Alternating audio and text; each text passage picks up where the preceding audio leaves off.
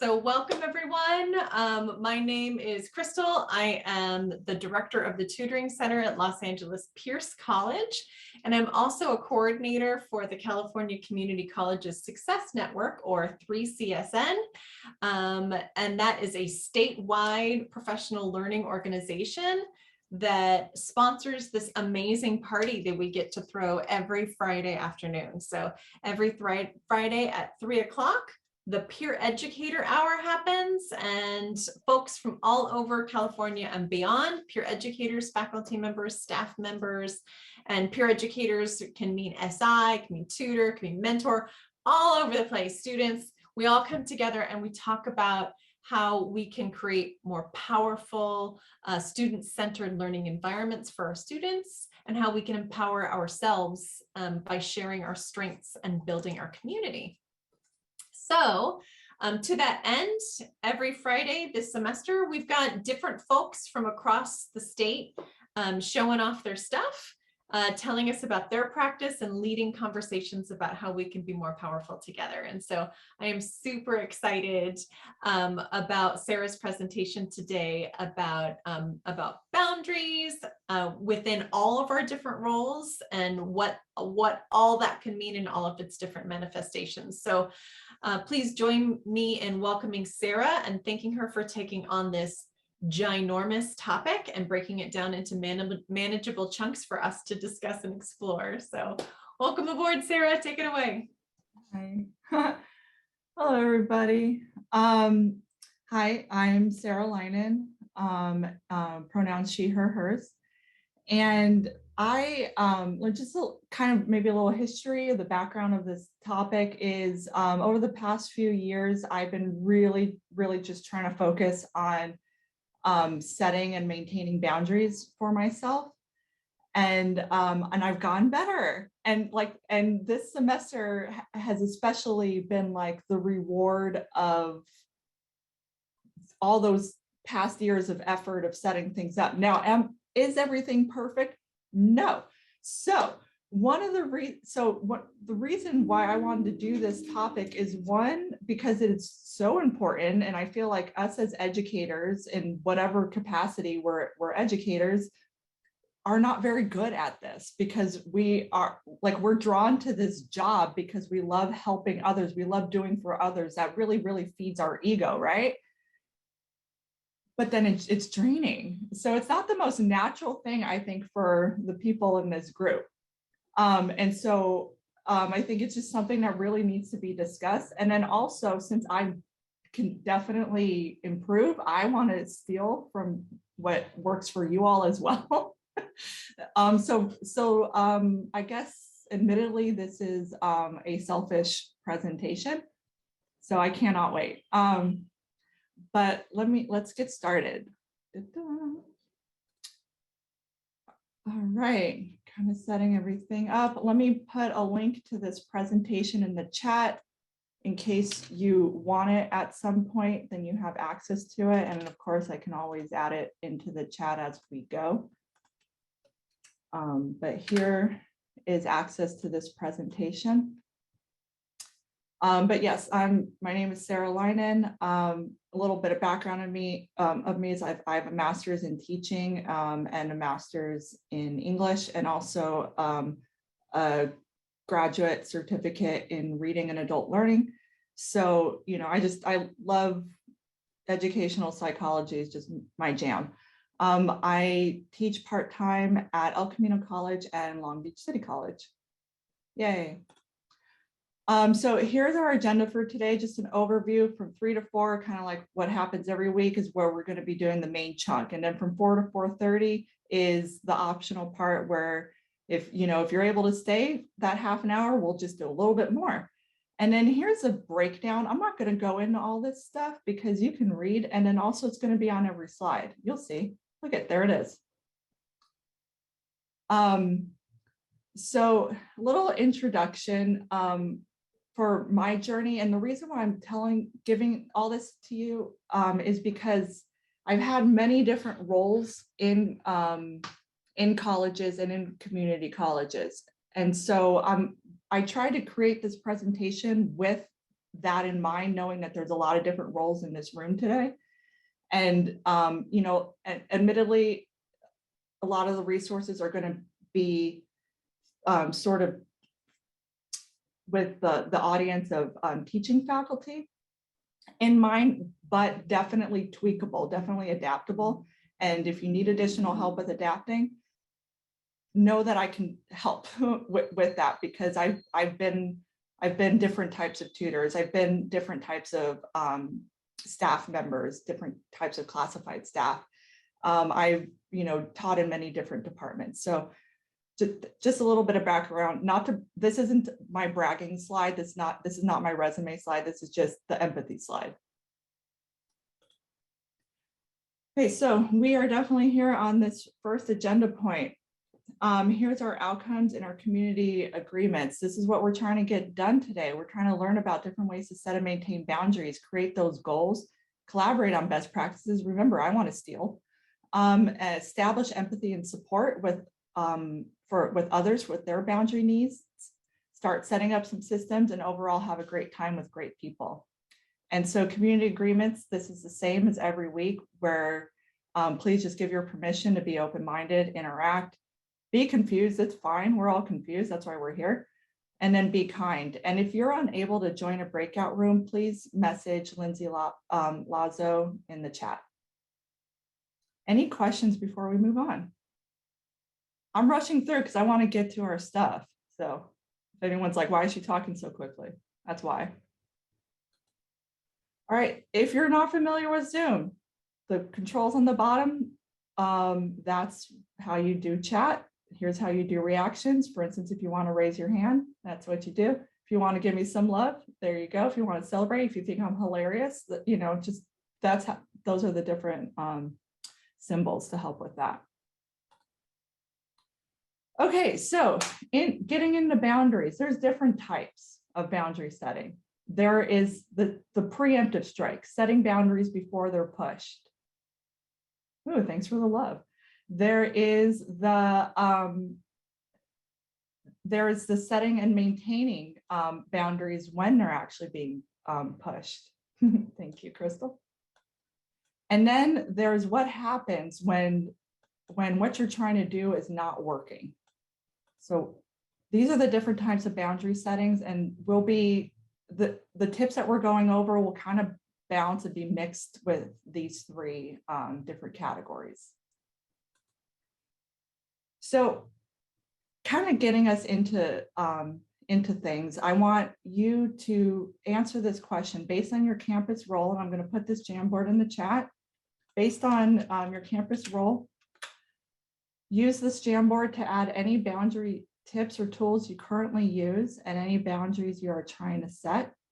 And for anyone who's never used a Jamboard, help is going to be on the first slide. So let me show you what I'm talking about. Is Zoom sharing the Jamboard? Can you see the Jamboard? Awesome. Thank you. All right, so here's how you use it. Here's that prompt again. Here's the instructions. Basically, I would like you to navigate through and find the slide that best represents your role. And then you would add a sticky note with whatever it is that you want to add, and you would move it to the part of the table that makes the most sense. And everything that I just said is right here on that first slide, including a reminder of what the sticky note looks like. So are there any questions?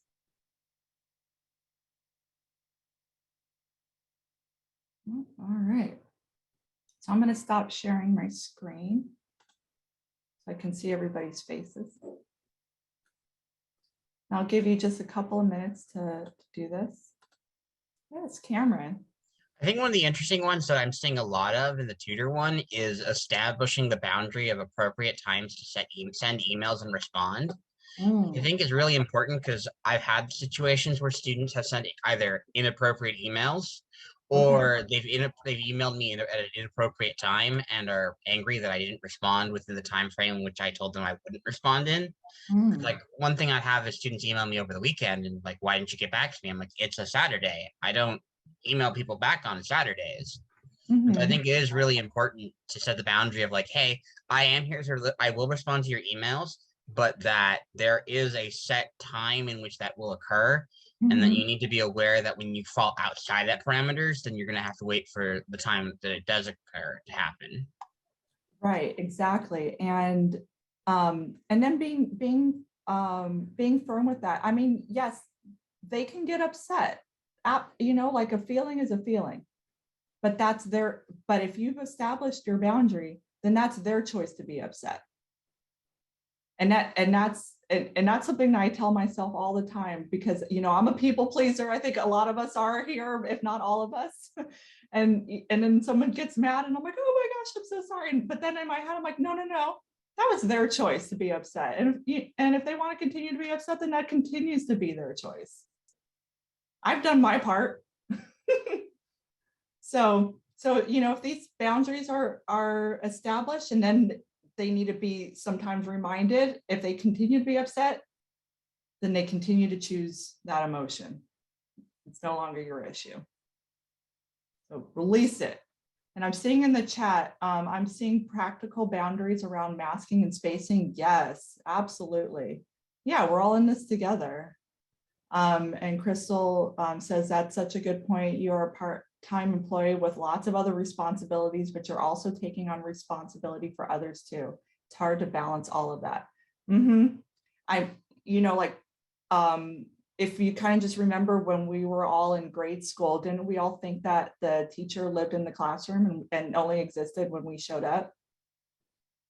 There are still some people in college that still think that you only exist for school. And so by you setting and maintaining those boundaries, you are then helping them with their human development of understanding that people are multifaceted, multidimensional, and have other, that like them, you have other things going on too. Okay, was there anything else that people wanted to bring up?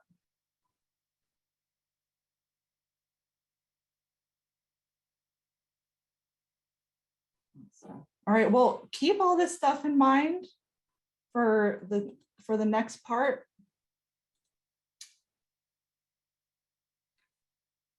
All right. Where I will here where we're going to be voting on what we want to learn today. And so here's my top general boundary setting tips. One, preset messages. Basically, there are things that you get asked all the time. Have messages already created to kind of mitigate that, to kind of, stop people from asking that, or things that people ask where you're copying and pasting, or for the tutors out there, the copy and paste feedback. Like I literally have a document where I copy and paste feedback, because it's the same thing. I'm like, oh, your thesis needs to be a little better, doesn't it? Here's the feedback that I have. Time management. A lot of boundary setting is time management. They go hand in hand with each other. There's a lot of boundaries when we're with time management. And then tip 3, automating, streamlining, and multitasking. So basically, it's kind of like time management. It's just how to spend your time wisely with work so that you can do more of the holistic stuff, so that you can do more stuff with your family or your friends or your hobbies and whatnot. Knowing your allies, resources, and rights. So this goes a lot along with what to do when people are just not respecting your boundaries. And then tip 5 is acknowledge your strengths and weaknesses. And I feel like that one's fairly self-explanatory, but somebody needs more of an explanation, you let me know. So I'm going to ask you to choose which tip you'd like us to do today. You should see a Zoom poll pop up in front of you, and choose the tip that seems the most interesting. By the way, you will have access to all of these tips because it's all in this presentation that I put in the chat. So whatever we don't do today, you can do it on your own.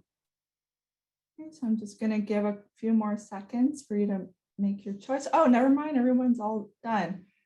All right, so it looks like tip 3. Tip 3 has won. So let's go to tip 3. Here we go. So just an overview of for tip 3 is sort of kind of goes along with what Cameron was saying. Actually, you know what? I'm going to deviate from this slide a little bit and show you something else. I'm just going to go into one of my classes really quickly. This is personally how I like to sort of set boundaries from the get-go. Is, you know, in my classes, there's this link is always here for how to contact me, and it's also how to get help on campus and technology help from, you know, because a lot of the questions that I get, I'm sure you all get the question too, is like something that IT should be helping them with and not us, right? Like we're not tech support. And so, you know, it's all right there. It's all on that same, you know, it's all right here in the home tab. These are like little clickable buttons. I have this throughout the course, but in particular, like the contact info section establishes those hours, like Cameron was saying. And so right here with contact information, there's different ways of contact, like it's straight up from the get-go. Here's a nice way of setting up an email so that I'm not going, wait a minute, who are you and what do you need help with? And then here are different ways of contacting me through inbox, through email, through established student hours, through just dropping in if you want, or through scheduling a one-on-one chat. And there's information for all of that, like and then everywhere that I can have support, like if students don't know how to use an inbox, you know, instead of asking me somehow, hey, how do I use a Canvas inbox? I have it linked, you know, just preemptively. That goes along with this tip 3 is kind of preemptively answering questions, cutting them off at the pass. If you think a student might ask a question, try to already have it answered. And then here's my availability if they use this option. Here's my availability if they use email. Here's my availability if they do the student hours. You know, obviously I'm available during the student hour. If they're trying to just drop in and have a chat with me, there's no real availability, but it's probably between 9 to 5, Monday through Friday. And if they want to schedule a one-on-one chat, then they fill out this form. And this form is linked in the PowerPoint. But just to show it to you, let me just create like a fake stuff. All this is how many of you all get somebody who wants to meet with you and they send you an email, hey, can we meet? And then you send an email back, sure, give me like 3 different or many different options of availability, right? And then they email you back, either they give you a few different options of availability, or many times they just give you one. And then you email them back, you know what, that doesn't quite work for me. Give me some more options, right? And that's like 5 different emails. And that's taking a lot of time. And so the whole thing with tip 3 is let's condense, let's streamline. So when I created this form a few semesters ago, I've been gaining more students to actually, first of all, try to schedule time with me. And then also there's never been like that back and forth anymore. So it's just them filling out the form and then me coming back to them with, this works for me. and that's it. So, you know, maintaining that boundary. And again, you know, it's like, who are you? What class are you with? And what do you need help with? And then I have it where they can select as many times as they want, whatever days they need. The availability is based off of my normal availability for each one of those days. So for instance, like if they're trying to meet with me on Tuesday at 5 o'clock, they can't because I'm teaching then. So that's already eliminated. So we don't have to have that awkward conversation. So that's definitely a tip with that. And any of you tutors out there, you can create this too. If you know, like I would really, it takes a minute, but it saves you so much time. And that's a lot of what this tip is about, is taking a little bit of that time to save yourself a lot of grief later, to save yourself a lot of back and forth later. For any instructors out there, you get those students asking for extensions. This tip helps with that. No, NQA stands for no questions asked. You know you're going to give them an extension, but they might be asking in an email, in Canvas inbox, during class, you know, all these different ways. If you streamline it, they can only ask through this, you know, assignment in Canvas called NQA Pass. It stands for no questions asked. Then it all goes to one place.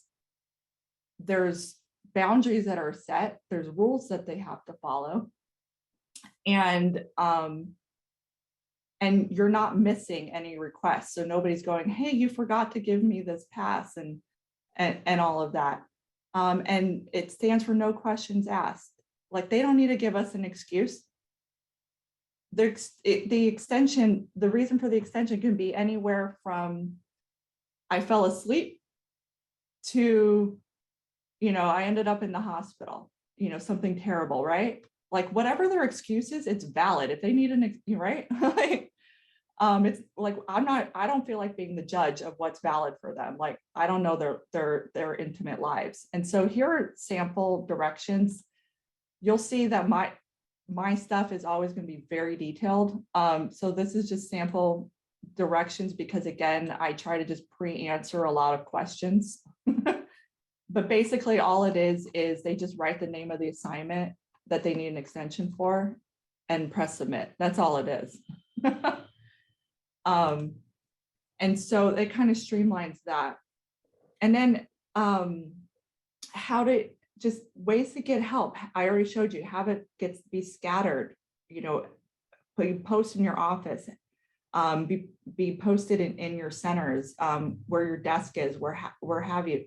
Other ways to get help, because yes, you are all arbiters of help, but maybe the student doesn't know that there's a career center or mental health services, or maybe they just needed that reminder and they're sitting there with you and they're just kind of staring off into space and they're getting that. And that's really helpful too. Instructors, I swear to God, use rubrics. They take a while to set up, but you're just clicking.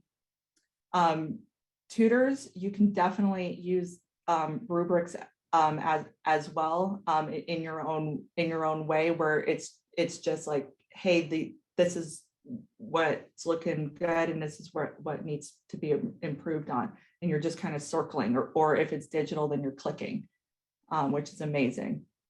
And then planning minimal focus tasks for downtime. So like what I mean by downtime is, I mean, how many times are we in meetings where we're just listening and it doesn't really matter if we're there in that meeting or not, or it does, but we're just listening, right?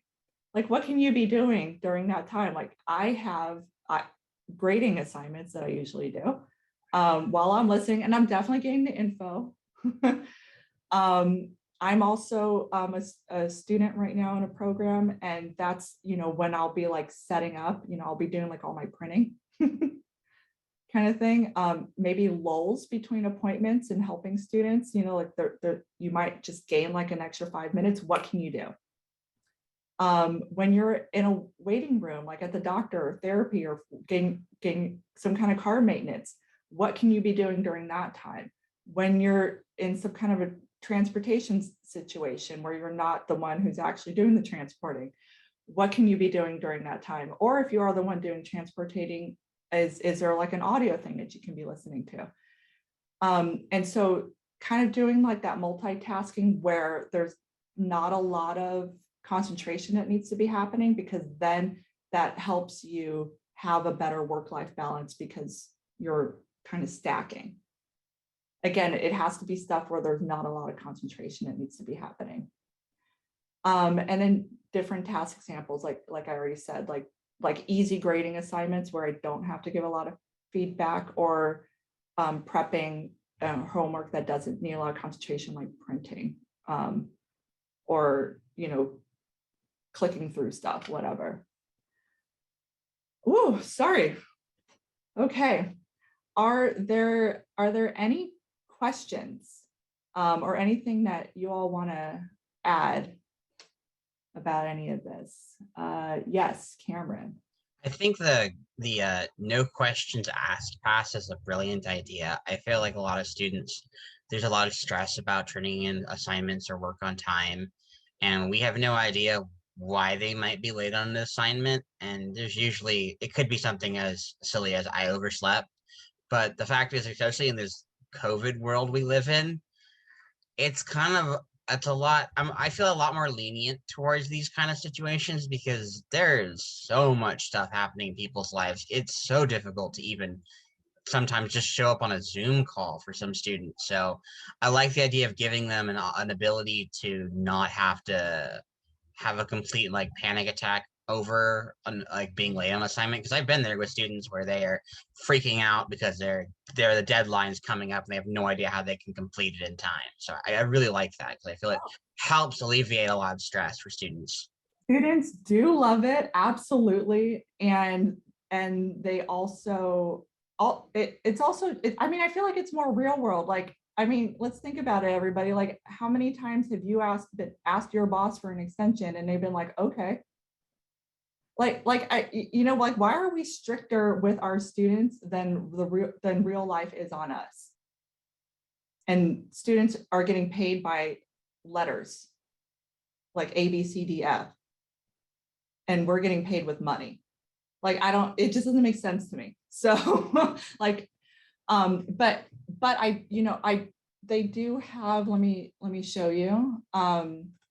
They do have only like so many NQA passes that they can use, because they're just, you know, we still have to teach regulation. So right now there's 4. I basically will kind of add them throughout the semester, not all at once, when I see when I can kind of feel that students might need another one. And they're all the same. They just click on one and it would say just like start assignment, and they would write the name of the assignment that they need an extension on. And then they would just press submit, and then I get a thing in my dashboard, and then I go in and I redeem it. And it's easy. It's because it's all streamlined. It's all goes into like the same virtual paper pile. It's awesome. Yeah, so I saw another hand. Yes, Crystal.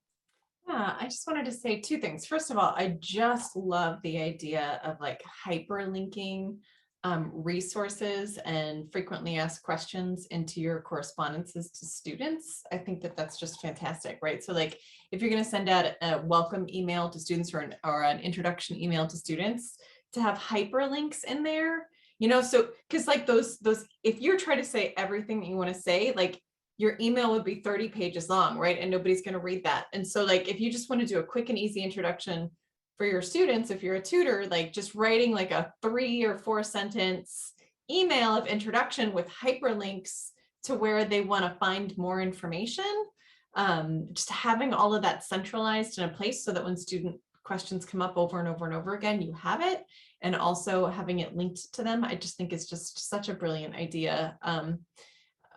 So thank you for that. And also about the scheduling thing, I just wanted to point out that Lindsay Lasso said in the chat that they use Calendly. And I put a link to Calendly in the chat as well. And I wanted to know, Lindsay, if you wanted to just explain what Calendly is, just really briefly. Yeah, absolutely. I can share. So Calendly basically is like a appointment booking type system, but you can link it to your calendar. So in real time, your Calendly will be looking at your calendar and the designated times in which you're willing to have appointments. And it'll open up slots based on, of course, the details. Do you want 15 minutes, 30 minutes? How many do you want in a day, and that kind of thing. So you can make sure you're also not overbooking yourself. And so that might also be a way to streamline some of that booking process, because when students already know this is what's available, I click on that and then, answer a couple questions and register for that booked appointment. And you can have it set up where it sends them reminders too. You have an appointment with your professor. So I highly recommend it. I used it with students and it went swimmingly, honestly. Oh, that sounds so great. Oh, I'm gonna switch over because Crystal in the chat says that it's free, because everything what I was trying to find all was like, oh, pay us money. And so I was like, I swear I can hack this in Google Forms. So that's what I did. But I love this. I'm definitely going to be switching over. I think that's so awesome. And then this is from tip 1, but it goes along with what Crystal was saying, is having a preset, like this is from the preset messages tip. This is an email that gets automatically sent out to to just anybody during like intersession. So like this was what students saw when they were emailing me at El Camino during the winter time. And that should have said spring. Anyway, so this was the email that kind of automatically got bounced back to everybody. And it was just, hey, I'm away. And then here's some frequently asked questions. And it's basically, things like, how do I add your class? When's the first day of class? What books do we need? And, it has all these embedded links with resources. How do I register for your class? And all of that, because I want to guilt-free step away from my desk during break. But I was always checking my emails every day, because I was going, well, if a student's emailing me, I want to be helpful and all that kind of stuff. But this made it so like I would not be logging in for like a week. And then I would come back and most of the time their question got answered from the bounce back email. And even whether it did or didn't, I always responded to them just to let them know that, I care and already love them. So, but so just kind of going along with that, having the hyperlinks, having those frequently asked questions can be really helpful in any capacity in whatever your roles are. And then, and as tutors, you only have like a certain amount of hours. Have your supervisors support you in setting this stuff up. This is not your job. Suggest it in a meeting like, hey, this would be great. And your supervisor will probably like, yes, it would be. I'll do that for you, because they're the ones who get the salary. If you're only like working 10 hours a week or whatever, then only work those 10 hours, nothing more. You don't need to do any more. They do like good leadership is where the people on the top support the people at the bottom. In the end, it makes them look better too if they do it that way. Hint to any supervisors that are out there, please. All right, so let's go on to the next part. You're going to be put into breakout rooms, and so I'd like you to discuss any or all of these questions. What are your tips for automating and streamlining your work? What would you like to improve on with automating and streamlining your work? And how may you help support others with automating and streamlining their work. So you'll be put into breakout rooms. I'll put all of these questions into the chat. You'll be put into breakout rooms to be able to discuss. Are there any questions? I have a question. Is there anyone who cannot go into a breakout room? I'm sorry? I'm asking folks if there's anyone who cannot go into a breakout room. Okay, we've got one room back. Oh, they're all going to close in 44 seconds, so they have another minute. We're back in it. All right, and so I was thinking when we were in, okay, thank you. Somebody sent me a private message about Wanda. This is the Dean of Quarantine. Yeah, she's cute. So I was thinking when you all were in your breakout room, something about NQA passes and how that can be helpful for tutors and SIs and all of that. Is I know that that sometimes when when I've had like an embedded tutor in my classes, they like students, sometimes felt more comfortable speaking with them than speaking with me. And that's completely fine. Like as long as you're talking to somebody. And they would ask the tutor, hey, you think I can get an extension on this? And because the tutor knew the NQA policy, all they said was, hey, don't forget about NQA passes. Here's where they are. And so it was just, again, like a way to have this collaboration, a way to streamline, and then a way to have answers without spending too much time with the answers. That's something that I really tried to reduce. Was I don't want to reduce helping people. I just want to reduce the time I spend helping people. So that was a lot of my goals, is how can I do that? Like with that specific goal in mind. It's work smarter, not harder. That's right. Exactly. And so let's kind of go to this group discussion. I just want to know, what did you discuss with your groups? What questions do you have with the whole group? And is there anything else that you want to share? Who wants to talk about their awesome partners? You're also free to put things in the chat. Happen. So I spoke with Enrique and Lindsay Ann, and I think that in terms of like being a peer educator, well, I work as an academic coach. In terms of streamlining, like there are a lot of similar questions because I primarily work with like first year students or newly transferred students, so students who are new to the campus. And so there are a lot of common questions that come up, and I do find that like I have to go look up that resource again, or oh, where was that page? So I think having some sort of like document where I'm like reserving all of those links to those common questions could be really helpful. Either because, time is up and I need to go, they need to go, and I can just give them that and they can find it in that guide, or I can send it to them and see if there's anything on there that they want to discuss or look at together, stuff like that, and also easier navigation for me. So I thought that was a really helpful idea.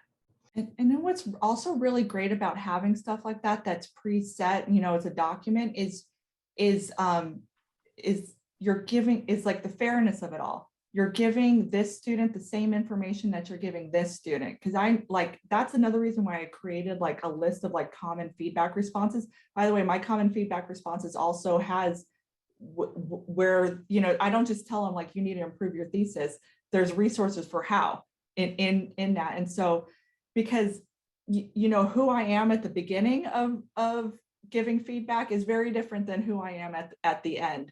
And I might be giving different quality of feedback throughout that process. But when I'm copying and pasting, everybody's getting the same high quality because it's stuff that I've already thought about. It's stuff that I've edited over the years and all of that. And so that's, not only is it quicker to do copy and paste stuff, it's quality and it's fair. That's why I really recommend it. Cameron.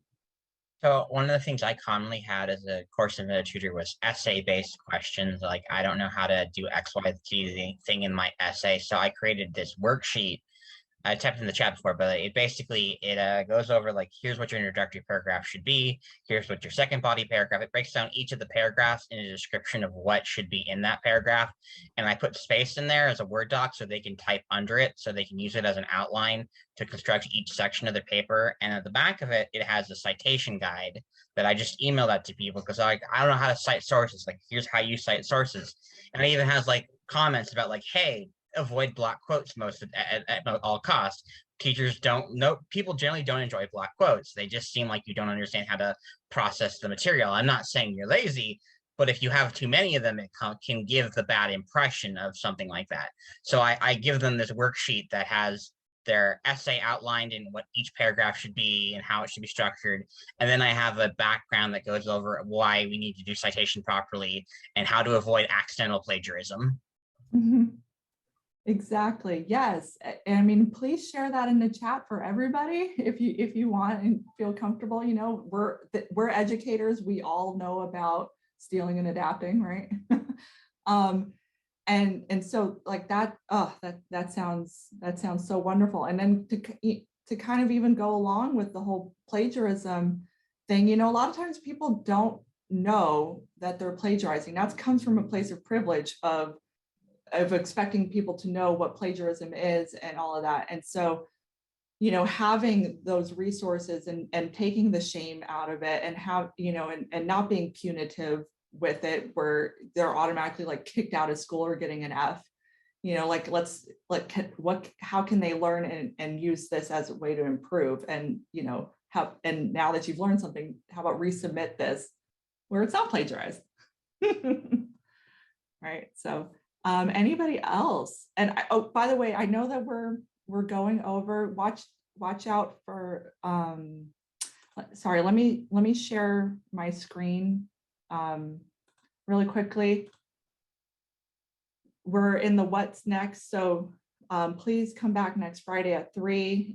If you want to host one of these, click the link in the chat. Crystal's going to put it in there for proposals for fall 2022.